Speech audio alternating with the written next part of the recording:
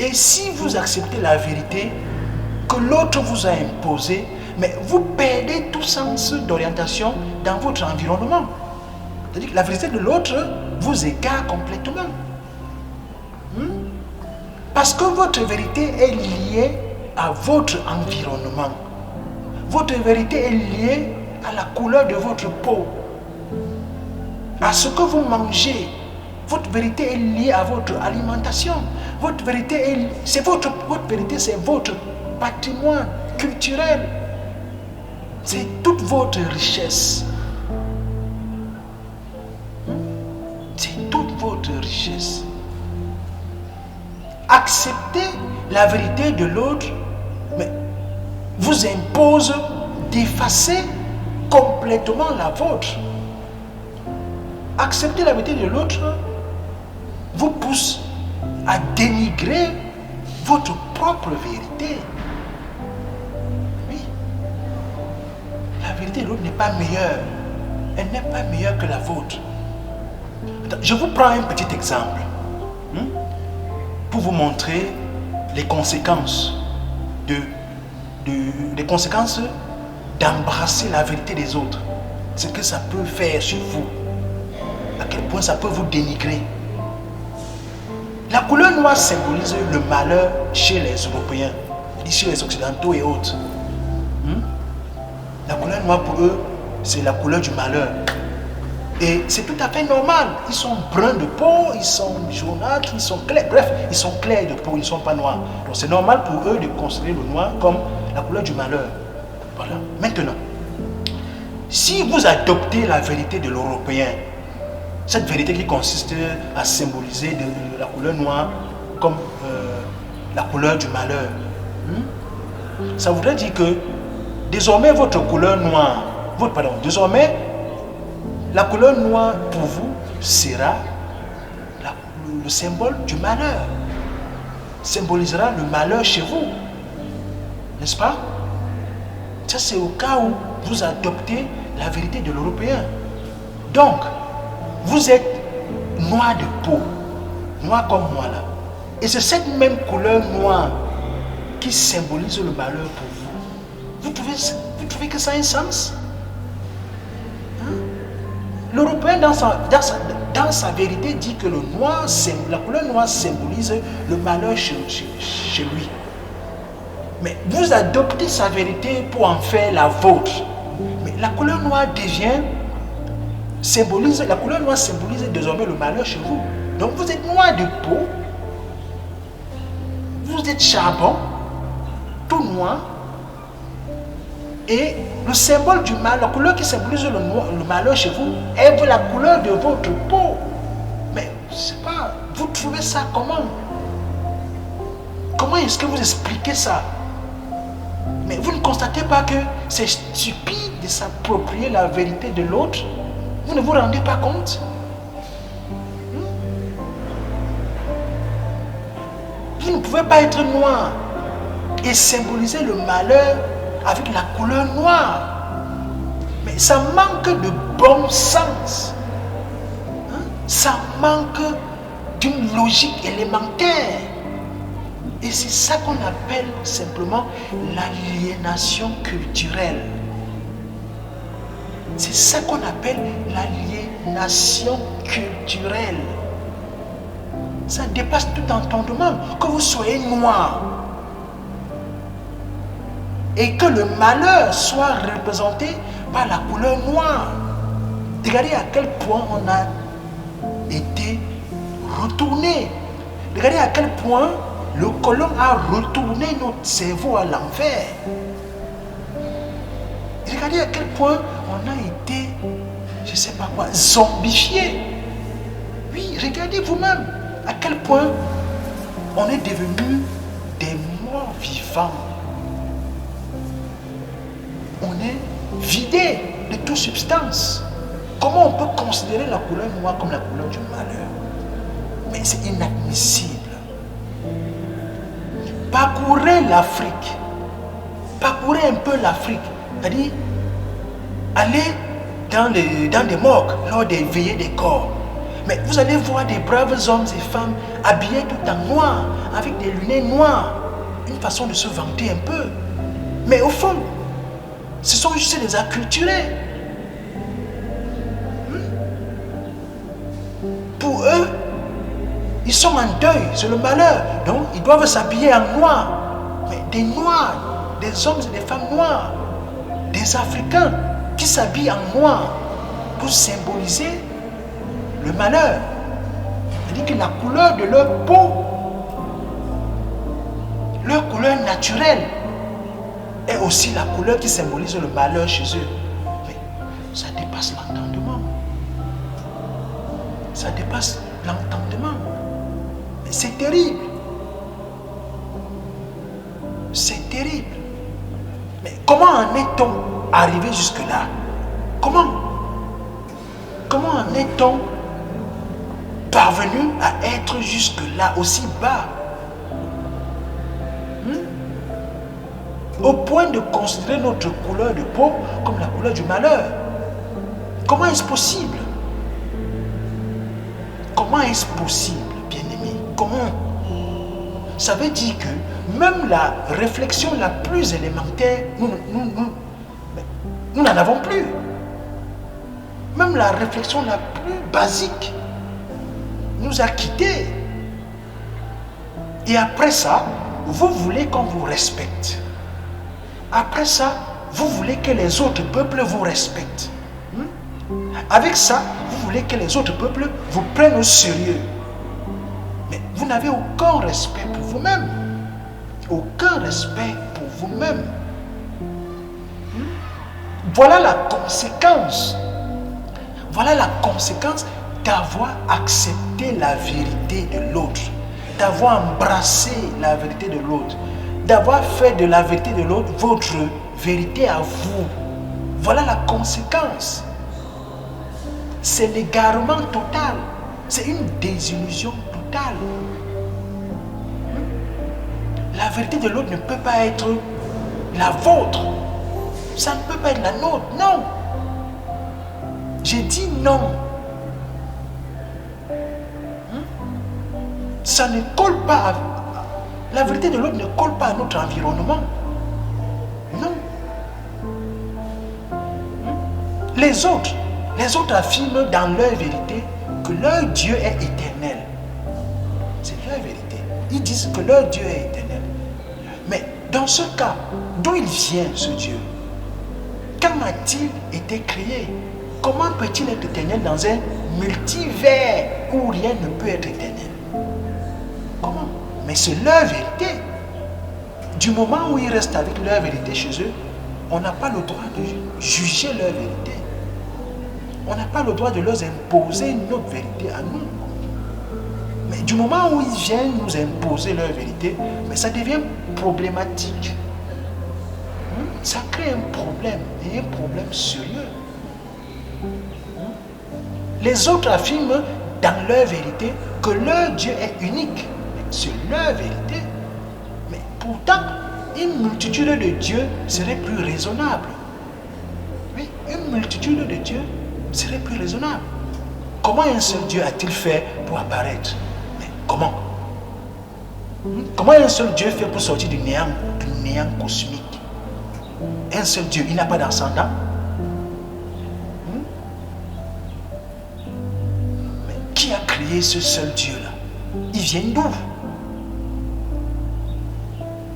Un Dieu qui n'a pas d'ascendance. Mais c'est la vérité des autres. On se questionne juste. Parce que cette vérité nous a été imposée. On est en bon droit de se questionner. Les autres affirment dans leur vérité que leur Dieu a créé l'homme à son image. C'est leur vérité. Donc leur Dieu a créé l'homme à son image. Et comme ils nous imposent leur vérité, ça veut dire que nous sommes aussi créés à l'image de leur Dieu.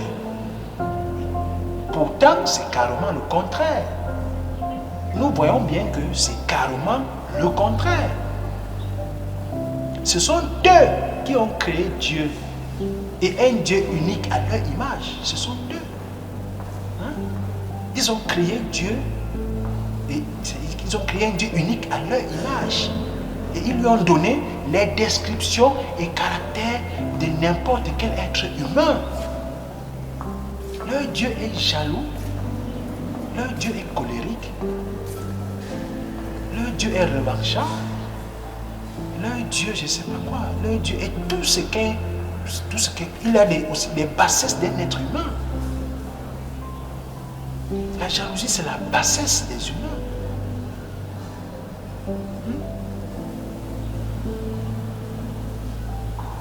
Les autres affirment encore que dans leur vérité, ils affirment dans leur vérité que Dieu serait partout à la fois. C'est leur vérité.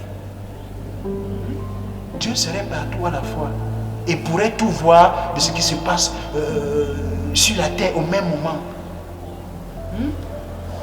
Mais la réalité est que un petit garçon peut être sodomisé par le curé dans un angle d'une chapelle quelconque. Et c'est le cas tous les jours. C'est le cas tous les jours. Mais ce Dieu qui est partout à la fois, il ne va rien dire.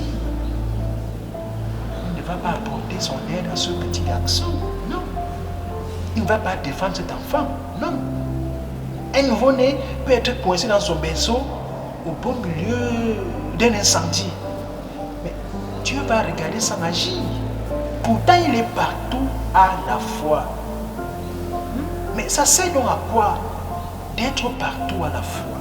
C'est quoi l'utilité si tu ne peux pas donner un coup de main à des enfants qui ne peuvent pas se défendre eux-mêmes face à des catastrophes? Ça sert à quoi d'être partout à la fois? Les autres affirment encore que dans leur vérité, ils disent que Dieu demande l'argent. Ils disent que Dieu demande l'argent sous forme de dîmes. Ça, c'est leur vérité. Dieu demande l'argent aux humains. Ouais, ça, c'est leur vérité. Mais comment imaginer qu'un Dieu capable de créer des milliards d'univers, un Dieu détenteur de tous les pouvoirs, de toute la puissance, mais comment comprendre qu'un Dieu pareil puisse se rabaisser jusqu'à demander de l'argent aux humains? Comment comprendre cela? Mais qu'est-ce qu'il va en faire? Qu'est-ce qu'il va en faire? A-t-il un compte bancaire? Ça, c'est leur vérité. On s'interroge. On s'interroge. Ils affirment dans leur vérité que leur Dieu a un fils unique. Ça, c'est leur vérité. Leur Dieu a un fils unique. Si leur Dieu a eu un fils unique, mais qui sommes-nous pour ce Dieu? Qui sommes-nous alors s'il a un fils et qu'on précise unique? Mais qui sommes-nous pour ce Dieu? Vous allez sûrement me répondre, ces créatures. Oui, je sais que vous allez me dire que nous sommes les créatures de Dieu. Mais c'est très péjoratif. C'est très péjoratif, c'est même discriminatoire. Ne pas être l'enfant de Dieu, mais être plutôt la créature. Mais c'est un peu péjoratif. Vous n'êtes même pas capable d'être des enfants, d'être les fils de Dieu, ou les filles de Dieu. Non. Vous vous limitez au stade des créatures, un peu comme les chiens et les chats. Vous êtes au stade des créatures. C'est de ça qu'il est question. C'est ça la vérité de l'autre. Lorsqu'on l'adopte, et que ça ne colle pas avec notre environnement. Cette vérité ne colle pas avec notre environnement. Oui. Les autres, ils affirment encore que, dans leur vérité, que leur Dieu a un peuple préféré. Est-ce que vous suivez? Ils disent dans leur vérité que leur Dieu a un peuple préféré. Mais entre nous, comment un être supposé incarner en lui les sentiments irréprochables d'égalité peut avoir un peuple préféré? Comment est-ce possible? Mais ça sonne tellement mal. Ça sonne mal. Ça dit, un père de famille qui déclare à ses enfants qu'il a parmi eux un fils qu'il aime plus que les autres. Ça, c'est plus grave. Ça, c'est grave comme déclaration. Ça, c'est une déclaration de guerre entre les enfants. Comment les autres vont se sentir? Les autres qui sont moins aimés, comment ils vont se sentir face à une telle déclaration? Comment ils vont prendre la chose? Mais puisqu'ils ont besoin d'être aimés aussi, comment ils vont prendre la chose? Ça, c'est une déclaration de guerre. Oui. Voilà pourquoi la vérité de l'autre doit rester loin de nous. Voilà pourquoi adopter la vérité de l'autre nous met dans une situation inconfortable.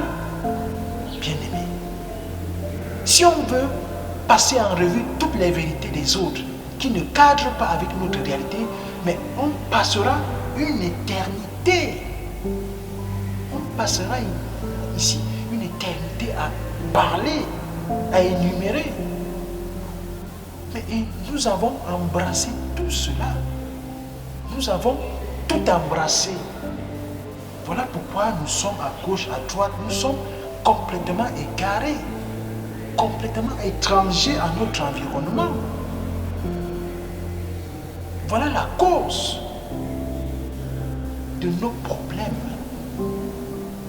Voilà la cause de notre désillusion. Voilà la cause de la décadence de notre société. La vérité de l'autre, la vérité de l'autre n'est pas la nôtre.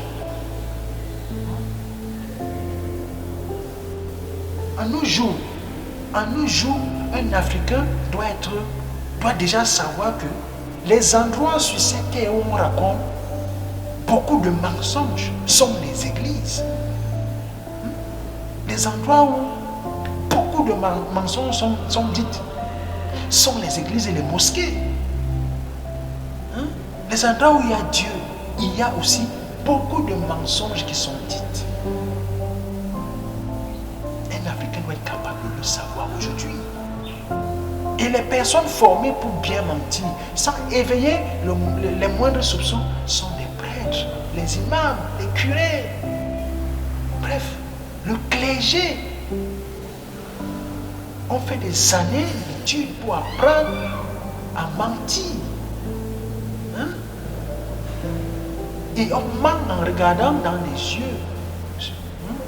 On ment en regardant nos fidèles dans les yeux. On ment au nom de Dieu. On viole au nom de Dieu. Tout se fait au nom de Dieu. Parce que c'est plus facile d'inoculer le mensonge en passant par Dieu. C'est plus facile. Surtout lorsque l'autre en face est soumis à ce Dieu. Lorsque tu es soumis à un Dieu, il est plus facile de te manipuler à travers ce Dieu.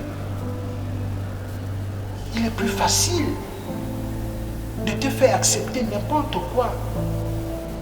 Il est plus facile de t'imposer la couleur noire comme la couleur du malheur. Parce que tous les anges au ciel sont habillés en blanc. Ils sont d'abord blancs.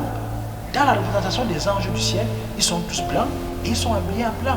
Alors, si tu crois en cela, mais il est plus facile pour toi d'accepter que la couleur noire, c'est la couleur du malheur. En ce moment, tu ne te rends même pas compte que c'est la couleur de ta peau. Parce que la vérité de l'autre obstrue ton raisonnement, ça obstrue ton cerveau, ça obstrue ta vision. Il est plus facile en ce moment de dire, ok, la couleur noire, c'est la couleur du malheur. Pourtant, c'est ta couleur naturelle. La couleur que la nature t'a donnée, elle ne peut pas être le malheur. Tu n'es pas le malheur. Tu n'es pas le malheur, bien-aimé. Tu n'es pas le malheur. Non. Tu es un être vivant qui mérite du respect. Tu mérites aussi le respect comme les autres. Tu n'es pas le malheur. Cesse de t'habiller en noir.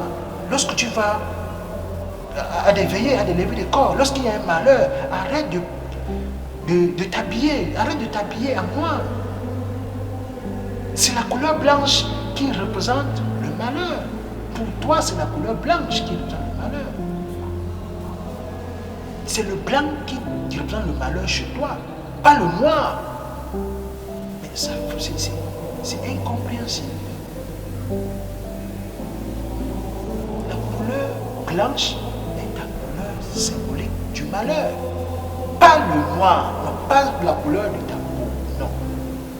Je dis non. C'est pourquoi, dans nos villages, je dis que tout n'est pas complètement effacé. Vous allez voir des mamans dans nos villages, pendant les moments où elles pleurent leur mari, elles sont assises au sol, parce que je crois qu'il y a un certain nombre de jours qu'elles font, étant assises au sol. Mais elles s'habillent en blanc, pas en noir. Il y a ça qui est quand même resté. Mais aujourd'hui, on tend à changer ça pour porter le noir. C'est ça la décadence de notre société. C'est ça la décadence totale. La perte de nos valeurs, la perte de notre culture, de ce qui nous représente nous aussi en tant que peuple, en tant que groupe d'humains, c'est ce qui nous représente, c'est ce qui nous symbolise. Mais aujourd'hui, tout est bafoué, tout est à l'envers.